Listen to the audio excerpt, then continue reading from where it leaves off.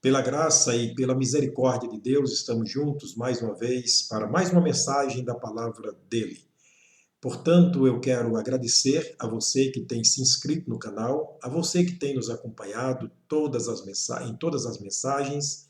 Eu espero que Deus tenha falado ao teu coração, que Deus tenha te abençoado e que você tenha recebido o conhecimento da palavra de Deus, especialmente no que diz respeito à salvação, e a você que já é uma pessoa salva, tenha recebido o conhecimento no que diz respeito ao crescimento espiritual. Precisamos crescer na graça e no conhecimento de nosso Senhor Jesus Cristo, e sabemos que este crescimento só pode advir da palavra de Deus. E a salvação, ela tem que ser pela fé, mas a fé é pela palavra de Deus, por ouvir a palavra de Deus. Portanto, querido amigo, querido irmão, muito obrigado por terem me acompanhado durante todo esse tempo, ouvindo a palavra do Senhor. Eu quero trazer nesta mensagem sobre as coisas do passado e as coisas do futuro que estão escritas na Bíblia Sagrada. A dificuldade que nós temos para compreender as coisas do passado e as coisas do futuro. Eu quero ler um texto que está no livro de Atos, no capítulo 8, versículo 31. E disse ele: como poderei entender se alguém não me ensinar? O capítulo 8 de Atos trata da história de um homem, de um eunuco, que regressava do seu ofício, ou dos seus ofícios religiosos, um homem altamente religioso, e ele conduzia consigo uma Bíblia e passava naquele momento pelo deserto de Gaza, e sentado na sua carruagem, ele estava lendo a Bíblia. E o Espírito Santo impulsionou Filipe a aproximar-se daquele carro. Filipe é um evangelista, era um evangelista do Senhor, um pregador do Evangelho. E Filipe, aproximando-se daquele carro, observou que aquele homem estava lendo na sua Bíblia, mas lia especialmente o capítulo 53 do profeta Isaías. Filipe aproxima e pergunta àquele homem: tu entendes o que estás lendo? E ele disse: como poder entender se alguém não me ensinar? Na verdade, compreendemos que a Bíblia Sagrada, ela compreende coisas do passado e do futuro.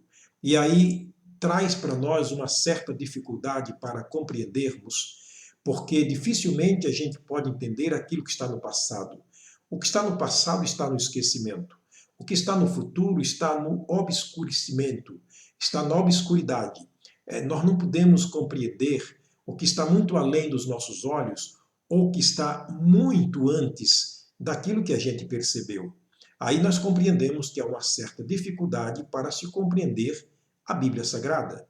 Portanto, aquele texto que o homem estava lendo, o eunuco estava lendo, tratava de uma escrita há 700 anos atrás, escrita pelo profeta Isaías, o grande profeta messiânico, o profeta que mais profetizou sobre o Messias, e naquele capítulo ele tratava especialmente sobre a morte do Senhor Jesus, como Cordeiro de Deus que seria levado ao matadouro. E naquele momento, na conversa entre Filipe, o evangelista, e aquele homem, já se havia passado algum tempo que Jesus tinha morrido e essa profecia havia se cumprido. Portanto, tudo estava no passado. Tudo, na verdade, estava na impossibilidade da mente de compreender algo que estava no passado. Por isso ele diz: como eu posso entender se alguém não me ensinar? Querido, quando estamos diante da palavra de Deus, precisamos compreender que nós estamos vendo coisas do passado, e aquilo que foi escrito bem no passado, e coisas que estão escritas para acontecerem no futuro. Portanto, foge da nossa capacidade de compreendermos a Bíblia por nós mesmos. É necessário, como disse o eunuco, como eu posso entender se alguém não me ensinar? Então eu quero trazer nesta mensagem algo que é fundamental para se compreender a Bíblia, para se compreender aquilo que foi escrito por homens, é claro, mas homens movidos por Deus, para escrever a palavra inspirada pelo Espírito Santo, aquilo que Deus quis que nós soubéssemos, está tudo escrito. Não falta praticamente nada. Deus deixou tudo na sua palavra. Aquilo que Ele queria que nós soubéssemos. Mas como compreender? Se realmente as coisas estão no passado ou no futuro, porque a Bíblia Sagrada, ela trata-se, ou seja, ela é dividida em duas partes. Velho Testamento, ou seja, a velha aliança, é o velho acordo que Deus fez conosco ao começar de Adão, e o novo acordo que ele fez conosco em Cristo Jesus. Trata-se da nova aliança. O Velho Testamento trata-se de coisas que passaram. O Novo Testamento trata-se de coisas que hão de acontecer, portanto, estão no futuro. Se bem que muitas coisas estão acontecendo no presente, mas é claro que no passado, quando foi escrito, tudo estava no futuro. E Paulo, escrevendo aos Coríntios, aos Romanos, ele diz: tudo quanto dantes foi escrito para o nosso ensino. Jesus disse, João escreveu, que essas coisas estão escritas para que creiamos e a fim de que tenhamos vida eterna em Cristo Jesus. Mas é necessário que haja uma compreensão de tudo isso. Porém, eu entendo que há uma certa dificuldade por causa dos tempos passado e futuro em que está escrito a palavra do Senhor. Nós temos pregado esses últimos dias algumas mensagens e surgiram algumas perguntas a respeito daquilo que falamos, do que vai acontecer no futuro. Nós pregamos sobre a ressurreição e dentro, ou seja, do arrebatamento. E dentro do arrebatamento, nós tivemos ali como, por exemplo, a ressurreição dos mortos em Cristo, a transformação dos vivos salvos em Cristo Jesus e, por último, o arrebatamento a encontrar o Senhor nos ares. Algo que está no futuro. E surgiram então algumas perguntas sobre este assunto, como se pode compreender um assunto tão complicado como este, porque trata-se de um assunto escatológico, quer dizer, notícias do fim do mundo. Mas é fácil se compreender. Eu quero trazer aqui ao irmão e ao amigo uma maneira como se compreender, uma das maneiras como se compreender a palavra do Senhor. Tiago disse que nós não entendemos o futuro. Ele disse que nós não sabemos o que acontecerá amanhã. Isso nos impossibilita entendermos o que está no futuro, no que diz respeito à Bíblia Sagrada. E surgem então as perguntas: como crer, então, nas Escrituras Sagradas? Como crer na mensagem que está sendo pregada, que se trata de coisas do futuro? A partir de agora, tudo está no futuro. Mas vamos lá, vamos para a Bíblia Sagrada e vamos tentar aqui ajudar ao irmão, ao amigo, como entender as coisas do futuro ou as coisas do passado relacionadas à Bíblia Sagrada.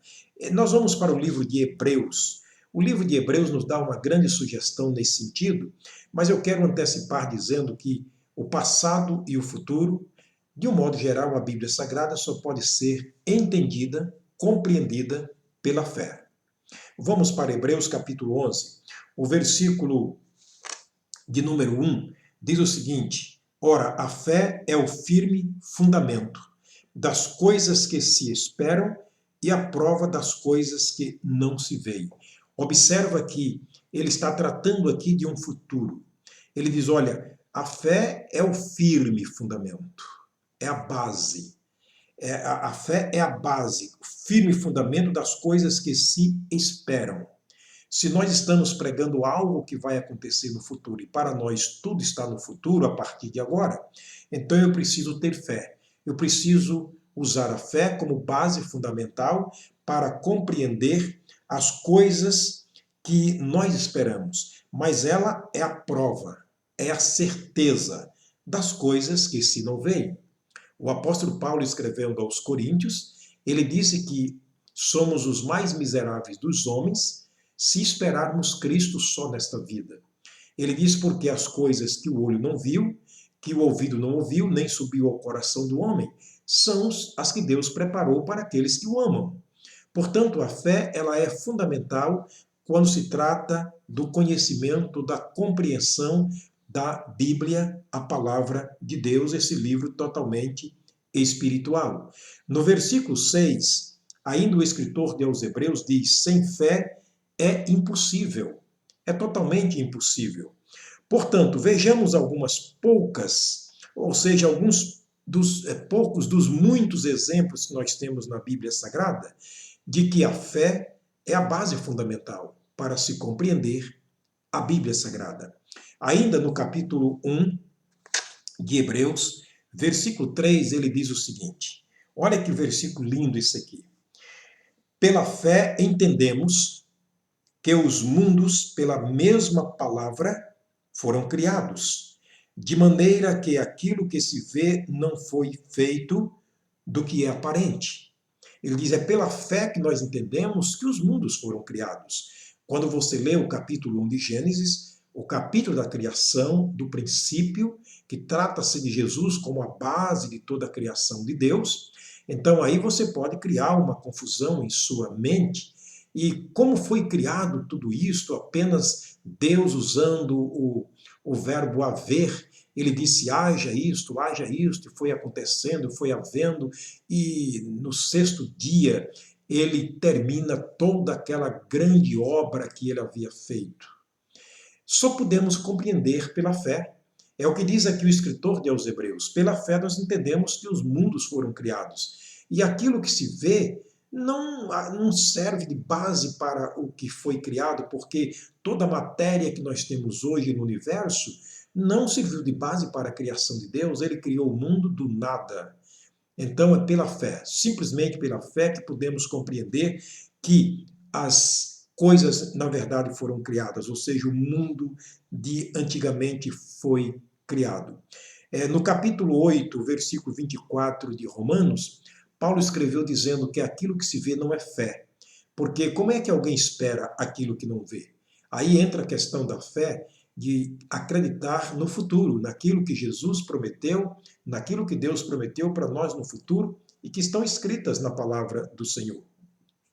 Ainda Hebreus capítulo 11, versículo 4, vamos ler outro versículo muito interessante que diz o seguinte: pela fé, Abel ofereceu a Deus maior sacrifício do que Caim, pelo qual alcançou testemunho de que era justo, dando Deus testemunho dele ou dos seus dons, e por ela, quer dizer, pela oferta que foi oferecida, ou pela fé, melhor dizendo, depois de morto, ainda fala. Olha aqui um grande homem de Deus, Abel, que ofereceu a Deus melhor sacrifício do que Caim. Todos nós conhecemos a história de Caim e Abel.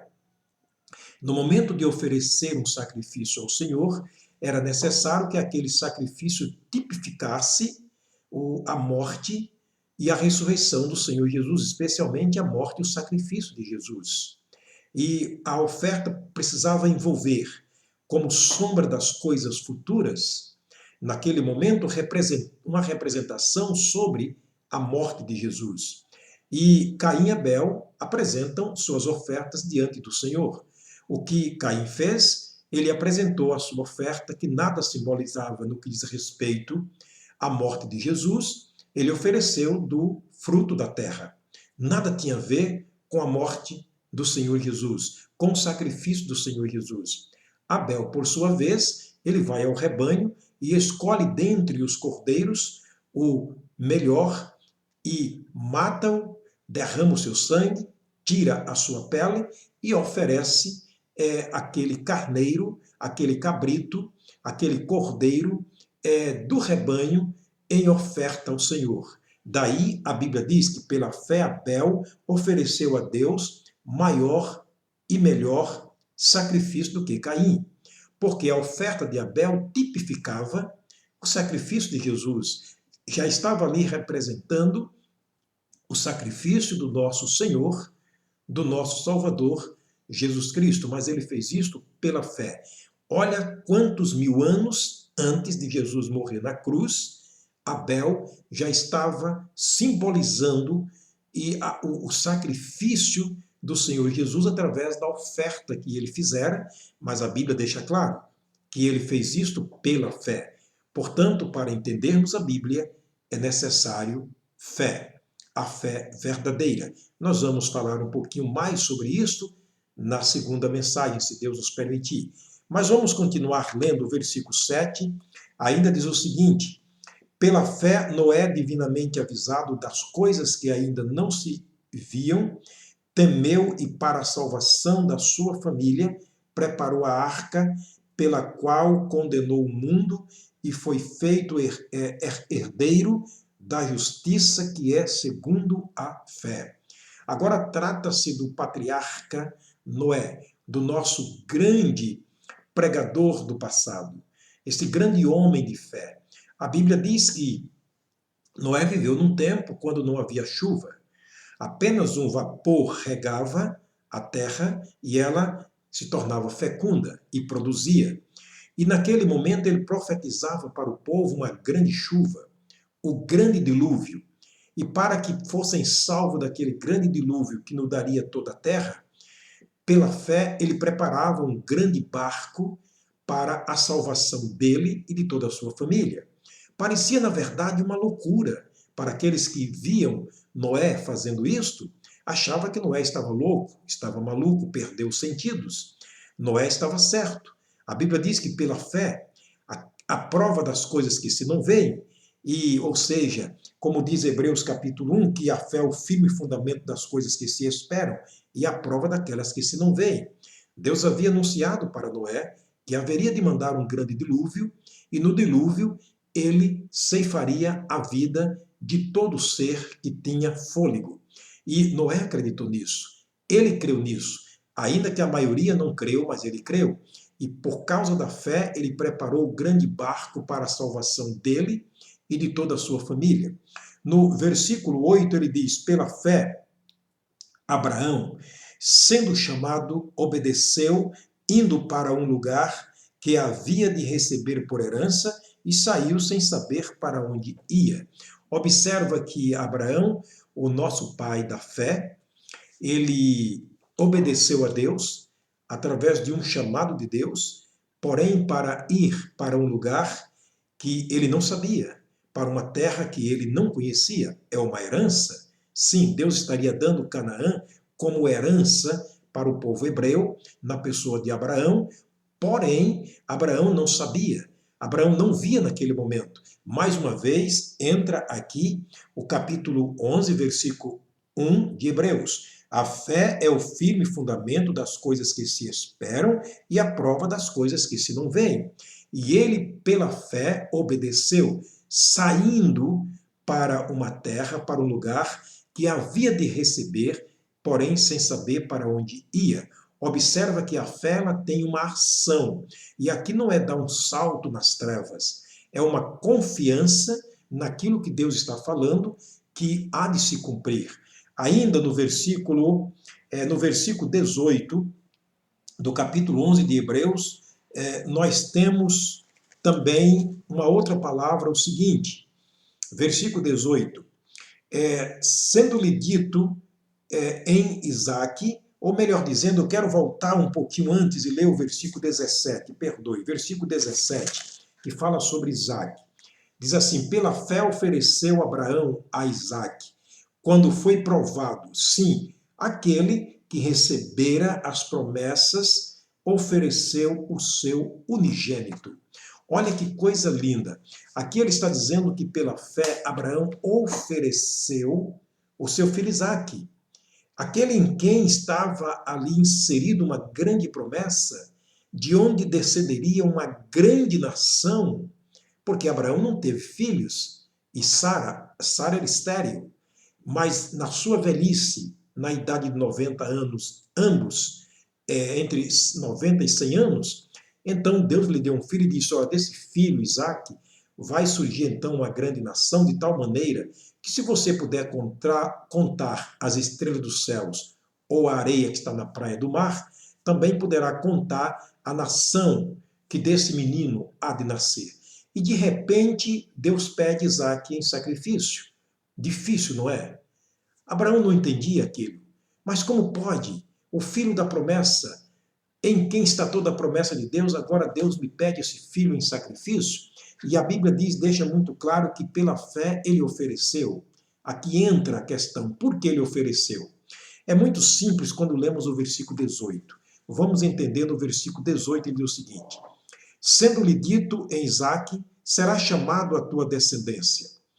Considerou que Deus era poderoso para até dentre os mortos o ressuscitar. Querido irmão, querido amigo, observa o valor da fé. Ele considerou no seu coração, ele sabia naquele momento que Deus era poderoso para até dos mortos ressuscitar Isaque e trazer e fazer cumprir aquilo que ele havia prometido. Mais uma vez, entra a questão do capítulo 11, versículo 1, o capítulo que estamos examinando de Hebreus, a carta aos Hebreus, no capítulo 11, versículo 1. Ora, a fé é o firme fundamento das coisas que se esperam e a prova das coisas que se não veem. Versículo 6, sem fé é impossível. Espero que você possa ter compreendido. Nós vamos dar prosseguimento na próxima mensagem sobre este assunto, como compreender a Bíblia através da fé, e nós traremos um outro elemento importante para compreendermos a Bíblia, se Deus permitir, nas próximas mensagens. Creia, porque não se pode entender a Bíblia a não ser pela fé. Ela é um livro totalmente espiritual. Vamos orar? Senhor, obrigado por estarmos diante da Tua Palavra, diante, ó Deus, desse livro escrito por homens, porém homens que foram movidos pelo Espírito Santo para escrever a Tua Palavra totalmente inspirada. E nós entendemos, Deus, que nós não podemos compreendê-la a não ser pelo Teu Espírito. Portanto, Senhor, e através da fé em Cristo Jesus, a fé que é o princípio, é a base, é o elemento fundamental quando se trata das coisas da Bíblia Sagrada, especialmente do passado e do futuro. Abençoa o meu irmão, abençoa o meu amigo, abençoa-nos nessa jornada, dá-nos, ó Deus, a fé e acrescenta-nos a fé. Eu oro agradecido no nome do Senhor Jesus. Amém. Querido irmão e amigo, até a próxima mensagem, se o Senhor nos permitir.